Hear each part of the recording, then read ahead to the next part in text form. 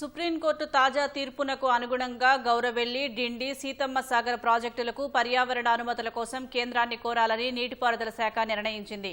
వచ్చే 3 ఏళ్లలో ప్రాధాన్యత ప్రకారం పూర్తి చేయాల్సిన ప్రాజెక్టులపై దృష్టి సారించిన నీటిపారుదల శాఖ అందుకు అనుగుణంగా మంత్రివర్గ సమావేశానికి నివేదిక ఇవ్వాలని నిర్ణయించింది. అందుకు సంబంధించిన అంశాలపై ఉన్నతాధికారులు, ఇంజనీర్లతో మంత్రి ఉత్తమ్ కుమార్ సమీక్ష నిర్వహించారు.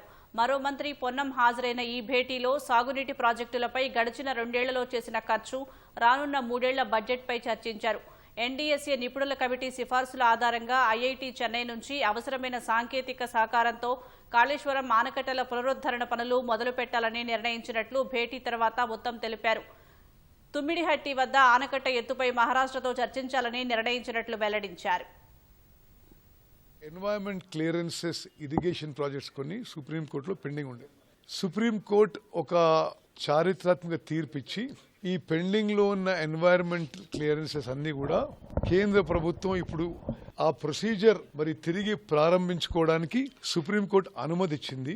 గౌరవెల్లి ప్రాజెక్ట్ గానీ, పాలమూరు రంగారెడ్డిలో కొన్ని పార్ట్స్ గానీ, డిండి గానీ, సీతమ్మ సాగర్ ప్రాజెక్టులు ఇవన్నీ కూడా ఈ సుప్రీంకోర్టు పోయిన వారం ఇచ్చిన తీర్పుకి అనుగుణంగా మేము తిరిగి కేంద్ర ప్రభుత్వంలో ఎన్వైరన్మెంట్ మినిస్ట్రీకి పోయి ఆయా పర్యావరణ అనుమతుల కోసం ఏ విధంగా ముందుకు పోవాలని చెప్పి చర్చ చేసుకుని కొన్ని నిర్ణయాలు తీసుకోవడం జరిగింది.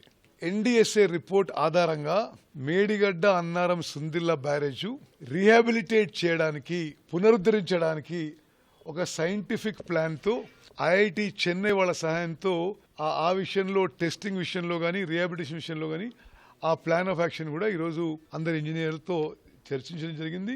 తుమ్మడిహట్టి ప్రాజెక్టు ఆ హైట్ విషయంలో ఏ విధంగా 80 టీఎంసీలు వాడుకోవాలి తుమ్మడిహట్టి నుంచి, ఎంత హైట్ మహారాష్ట్ర ప్రభుత్వాన్ని ఏం అడగాలి, దానికి డీటెయిల్ ప్రాజెక్ట్ రిపోర్ట్ ప్రిపరేషన్, ఆ విషయాలు కూడా సుదీర్ఘంగా చర్చించడం జరిగింది.